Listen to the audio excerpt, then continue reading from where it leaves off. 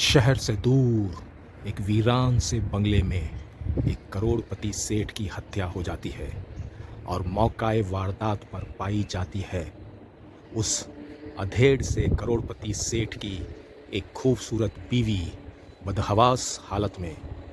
वहाँ मौजूद सारे सबूत इशारा कर रहे हैं कि ये खून किसी और ने नहीं बल्कि उसकी जवान खूबसूरत बीवी ने ही किया है। ये केस देखने में तो लगता है जैसे एक साधारण सा केस है जहाँ पर एक जवान खूबसूरत लड़की अपने अधेड़ उम्र के पति की हत्या कर देती है सिर्फ और सिर्फ दौलत के लिए। लेकिन क्या वाकई केस कुछ ऐसा था या इसके पीछे और भी बहुत बड़ी साजिश थी? अब सवाल ये उठता है कि दिल्ली का मशहूर प्राइवेट डिटेक्टिव जनाब सुधीर कोहली इस पूरे केस में कैसे उलझ गया या किसी ने जानबूझकर उसे इस केस में उलझाया। मर्डर मिस्ट्री में ये पहले कह पाना बहुत ही मुश्किल है। मेरा नाम है राकेश प्रसाद और आप देख रहे हैं हिंदी बुक रिव्यू। आज के इस वीडियो में मैं बात करने वाला हूं एक और धुरंधर जबरदस्त सस्पेंस मर्डर मिस्ट्री नॉवल की, जिसके लेखक हैं सुरेंद्र मोहन पाठक और इस नॉवल का नाम है सफेद खून।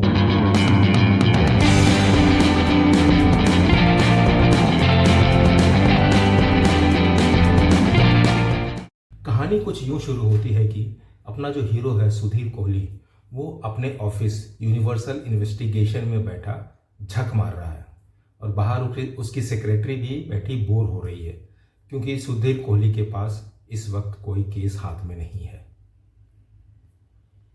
उसी दौरान उसके पास एक टेलीफोन कॉल आता है। दूसरी तरफ एक महिला की आवाज़ उसे सुनाई देती है, जो कि बड़ी ही खनकती हुई आवाज़ है, बड़ी ही सुरीली आवाज़ उसे सुनाई देती है और वो एकदम अलर्ट हो जाता है। वो महिला सुधीर कोहली से कहती है कि वो उसका प्रोफेशनल सर्विसेज हायर करना चाहती है और उससे मिलने के लिए वो उसे अपने बंगले पर शाम को 8 बजे बुलाती है।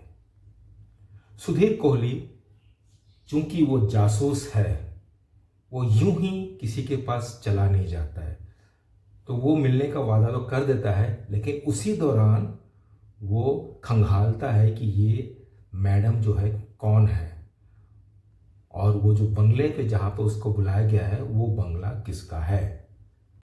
जब 8 बजे वो बताए गए बंगले पर पहुंचता है तो सुधीर कोहली को मालूम नहीं था कि उसे बहुत बड़ा एक झटका लगने वाला है। दरवाज़ा एक खूबसूरत महिला खोलती है और वो अपने आप को मिसेस ओबेरॉय बताती है, लेकिन उसके होशो आवाज़ एकदम खोए हुए थे। वो घबराई हुई थी, परेशान थी और वो बताती है कि स्टडी में मिस्टर ओबेरॉय की डेड बॉडी पड़ी है। सुधीर जब स्टडी में जाता है तो देखता है कि मिस्टर ओबेरॉय के माथे पर यहाँ पर किसी ने गोली चला दी थी और सारे सबूत वहाँ पर जो मौजूद थे वो चीख चीख कर इशारा कर रहे थे कि मिस्टर ओबेरॉय का कातिल कोई और नहीं बल्कि मिसेस ओबेरॉय ही हैं। सुधीर को बात करने पर पता चलता है कि मिसेस ओबेरॉय, मिसेस कमला ओबेरॉय सुधीर से अपने पति की जासूसी करवाना चाहती थी। कारण ये था कि वो अपने पति से तलाक लेना चाहती थी और वो सबूत इकट्ठा करना चाहती थी जिसके बिना पर वो अपने पति को तलाक दे सके। लेकिन अब उसका पति वहीं पर उसी कमरे में, उसी स्टडी में मरा हुआ पाया गया है और सारे सबूत जो है मिसेस कमला ओबेरॉय की तरफ इशारा कर रहे हैं कि उसी ने इसका खून किया है। सुधीर ये मानता है कि मिसेस कमला ओबेरॉय शायद बेगुनाह है और वो उसकी मदद करने के लिए तैयार हो जाता है, लेकिन एक बहुत मोटी रकम उसको फीस में चाहिए होती है। इंसान अपने लाइफ में बहुत लफड़े करता है और उसे पता नहीं होता है कि ये लफड़े उसे किस मुसीबत में डाल देंगे। अपने ये जो ओबेरॉय साहब थे, ये भी कोई दूध के धुले नहीं थे। इन्होंने भी अपनी ज़िंदगी में बहुत लफड़े किए थे, जिसका नतीजा ये हुआ कि आज वो मृत पाए गए हैं। किसी ने उनकी हत्या कर दी है। तो एक लफड़ा तो उनका था कि उनका अफेयर चल रहा था जूही चावला नाम के एक फैशन मॉडल के साथ। दूसरा ये था कि उन्होंने अलेक्जेंडर नाम के एक गुंडा टाइप के स्मगलर, बहुत नामी आदमी था, बहुत पावरफुल आदमी था, उसके साथ इन्होंने पंगा लेके रखा था। और 2-3 कैरेक्टर ऐसे हैं जिनके साथ इनका कुछ सही रिलेशनशिप नहीं था। इसके कारण शक की सुई उन पर भी जा सकती थी कि हो सकता है कि उन्होंने ही इसका खून किया हो।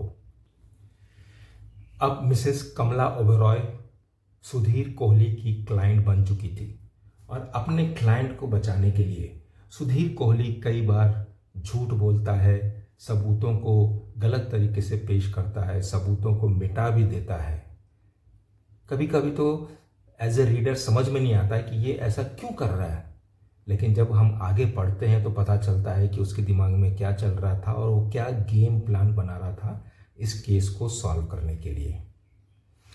अब सुधीर कोहली केस को अपने लेवल पर अपने तरीके से सॉल्व करना शुरू करता है, लेकिन शायद कातिल एक खून करके संतुष्ट नहीं था। शायद उसको लगता था कि उसके रास्ते में और भी बहुत सारे रुकावटें हैं, तो वो एक खून करके रुका नहीं, उसने और भी खून किए। तो जैसे हम इस कहानी को पढ़ रहे थे तो ऐसा लगता था कि अब किसकी बारी है, अब कौन टपकने वाला है। तो ये सस्पेंस रेगुलर बना रहता था पेज दर पेज। क्या सुधीर कोहली कातिल तक पहुंच पाएगा? अगर वो वक्त से पहले कातिल तक नहीं पहुंच पाया तो हो सकता है कि कातिल उसे भी रास्ते से हटाने का प्लान बना ले। इस पूरे नॉवल में सुधीर कोहली का जो लाइफस्टाइल दिखाया गया है बहुत ही इंटरेस्टिंग, एडवेंचरस और एक्शन से भरपूर दिखाया गया है। वो केस की तह तक जाने के लिए अपनी जान को भी जोखिम में डालने से नहीं पीछे हटता है। ये एक प्लस पॉइंट है सुधीर कोहली के कैरेक्टर में, और अंत में होता भी ऐसे ही है। वो अपनी जान को दांव पे लगाकर कातिल को अपने बिल से बाहर निकालता है और अल्टीमेटली कातिल पकड़ा जाता है। इस नॉवल को पढ़कर मुझे 2 खामियां इसमें नजर आई। पहली खामी है कैरेक्टराइजेशन को लेकर। अपना हीरो सुधीर कोहली के कैरेक्टराइजेशन को तो लेखक ने बहुत ही तगड़ा स्ट्रॉन्ग बनाया है, क्योंकि उसका शायद वो पूरा सीरीज़ है तो over a period of time वो पूरी सीरीज़ में उसका कैरेक्टर उभर कर आया है, डेवलप हुआ है। लेकिन जो बाकी जो मेन कैरेक्टर्स हैं जो नॉवल से रिलेटेड हैं, उनका कैरेक्टराइजेशन कहीं ना कहीं इतना स्ट्रॉन्ग बनकर नहीं आया है। वो एक जस्ट एक 2 डायमेंशनल किरदार बनकर रह गए हैं। उसके ऊपर अगर और काम किया जाता तो शायद और अच्छा डेवलप हो सकता था ये पूरा प्लॉट। और दूसरी जो बात मुझे खली वो है डायलॉग्स। इसके डायलॉग्स इतने दमदार नहीं है। सस्पेंस थ्रिलर में अगर डायलॉग्स में भी दम आ जाए, मर्डर मिस्ट्री में अगर डायलॉग्स में वजन आ जाए तो पढ़ने का आनंद और भी बढ़ जाता है। लेकिन इसका मतलब ये नहीं कि इसके डायलॉग्स बोरिंग है। इसके डायलॉग्स सीन के मुताबिक लिखे गए हैं और सीन को आगे भी बढ़ाते हैं, बट डायलॉग्स के ऊपर और बढ़िया काम किया जा सकता था। अब हम बात करते हैं कुछ स्ट्रॉन्ग पॉइंट्स की जो इस नॉवल में हैं।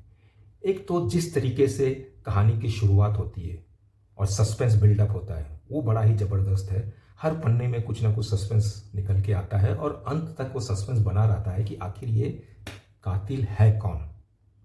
दूसरा प्लस पॉइंट मुझे इसमें ये लगा कि सुधीर के इंटरोगेट करने का तरीका। सुधीर जिस तरीके से सवाल जवाब करता है सस्पेक्ट के साथ, इवन पुलिस इंस्पेक्टर के साथ, वो बड़े ही दबंग स्टाइल में करता है। उसे किसी की परवाह नहीं है, कोई टेंशन नहीं है कि सामने वाला क्या सोचेगा। उसका एक ही मकसद है सच्चाई तक जाना, और इस चक्कर में वो सवाल की गोली तो दाग देता है और अब सामने वाले पे है कि वो उसका क्या जवाब दे। और कई बार तो ऐसा होता है कि अपने सवाल की गोली दागने के बाद कई बार वो मुसीबत में भी फंस जाता है, मारपीट भी करनी पड़ती है, उठापटक होती है और कई बार वो अपनी जान को भी जोखिम में डाल देता है। बट मुझे लगता है कि ये उसके कैरेक्टर का एक बहुत स्ट्रॉन्ग हिस्सा है और यही उसे एक अलग पहचान बनाकर देता है प्राइवेट डिटेक्टिव के फील्ड में। अब मर्डर मिस्ट्री का बेसिक कहानी क्या होता है कि एक इंसान दूसरे इंसान का मर्डर कर देता है अपने फ़ायदे के लिए या किसी कारणवश। अब ये लेखक के ऊपर होता है कि वो इस कहानी को कैसे प्रस्तुत करता है, कैसे वो इसका ताना बाना बुनता है, कैसे किरदारों को इसके इर्द गिर्द खड़ा करता है, कैसे शक की सुई वो सबके ऊपर लेके जाता है, और कैसे वो हीरो को मुसीबत में डालता है और हीरो उस मुसीबत में लड़कर आखिरकार वो कातिल को रिवील करता है। तो ये पूरा एक एक्साइटमेंट का जो ड्रामा क्रिएट करता है लेखक, ये लेखक की कलाकारी है, उसके दिमाग की उपज है, वो उसका स्टाइल है, और वो नॉवल को हिट या फ्लॉप बनाती है। तो इस नॉवल में लेखक ने बड़ा ही ज़बरदस्त काम किया है। एक मर्डर को उसने बड़े ही अच्छे तरीके से ताना बाना बुना है और उसको प्रस्तुत किया है कि पढ़ने वाला कई बार तो ये सोचता है कि अब कोई और तो नहीं टपकेगा, अब किसकी बारी आएगी, कहीं ये तो नहीं टपकेगा। वो कहानी के साथ जुड़ा रहता है और उसके साथ आगे बढ़ते रहता है। सुधीर कोहली इस नॉवल में एक जगह कहता है कि ये जो कातिल है ये एक बहुत बड़ा मदारी है, और मदारी क्या है, खेल दिखाता है, वो लोगों का ध्यान भटकाता है और अपना जादू दिखा देता है, और लोग बोलते हैं अरे वाह क्या बात है, क्या जादू दिखाया है। और ये कातिल जो है, ये कातिल भी एक मदारी की तरह बिहेव कर रहा है, वो अपने से ध्यान भटका रहा है दूसरे की तरफ, ताकि वो अपना जादू या जो उसको जो कत्ल करना है और अपने मकसद को पाना है वो उसे पूरा कर सके और उस पर कोई शक भी नहीं करे। ये बात सुधीर कोहली की समझ में जब आ जाती है तो उसे कातिल पकड़ने में बहुत ही आसानी होती है। ये एक पॉइंट मुझे काफ़ी अच्छा लगा कि ये जो कातिल जो है एक मदारी है। कहानी की स्पीड काफ़ी अच्छी है। जिस रफ्तार से कहानी क्लाइमेक्स की तरफ दौड़ती है, पढ़ने वाले में दिलचस्पी बनी रहती है कि आगे क्या होने वाला है या अगले पन्ने में क्या होने वाला है। ये नॉवल मैंने एक सिटिंग में ही पढ़ दी, जबकि इसकी पेज लेंथ जो थी 237 पेज का ये नॉवल है, तो मैंने एक सिटिंग में ही इसे कंप्लीट कर दिया। इतना इंटरेस्टिंग मुझे लगा ये नॉवल। और दूसरी बात जो इसमें है कि इसका जो फ्लो जो है सीन का, जो ट्रांजिशन हम बोलते हैं कि एक सीन से दूसरे सीन में रीडर को लेके जाना, वो भी काफ़ी हद तक स्मूथ है। अपने को जर्क नहीं लगता है, झटका नहीं लगता है, अपने को लॉजिकल नहीं लगता है कि हाँ इसके बाद लेखक जो है हमें दूसरे सीन की तरफ लेके जा रहा है, और वो ट्रांजिशन बड़ा स्मूथ होता है और हम उस कहानी के बहाव में बहते जाते हैं और क्लाइमेक्स की तरफ बढ़ते जाते हैं। ये इसका एक बहुत ही प्लस पॉइंट मुझे इस नॉवल का लगा। तो सवाल ये उठता है कि क्या मैं सुरेंद्र मोहन पाठक के इस नॉवल सफ़ेद खून को रेकमेंड करूंगा? अवश्य करूंगा। अगर आप सस्पेंस मर्डर मिस्ट्री पढ़ने के शौकीन हैं, अगर आप जासूसी के नॉवल में ज़्यादा दिलचस्पी रखते हैं, और अगर आपको एक जासूस बनकर प्ले करना अच्छा लगता है नॉवल पढ़ते पढ़ते, तो आप इस किताब को ज़रूर पढ़िए। कहीं ना कहीं ये आपके दिमाग को शार्प करेगा, आपकी सोचने की शक्ति को बढ़ाएगा, और आप भी सुधीर कोहली के साथ आगे बढ़ सकते हैं और इस मर्डर मिस्ट्री को कैसे सॉल्व करता है वो, उससे आप कुछ कलाकारी सीख सकते हैं। तो इस वीडियो में इतना ही। अगले वीडियो में मैं फिर हाजिर होऊंगा एक और मर्डर मिस्ट्री सस्पेंस थ्रिलर के साथ, और हम उसके बारे में चर्चा करेंगे, उसकी कहानी के बारे में बात करेंगे, उसके कैरेक्टराइजेशन के बारे में बात करेंगे।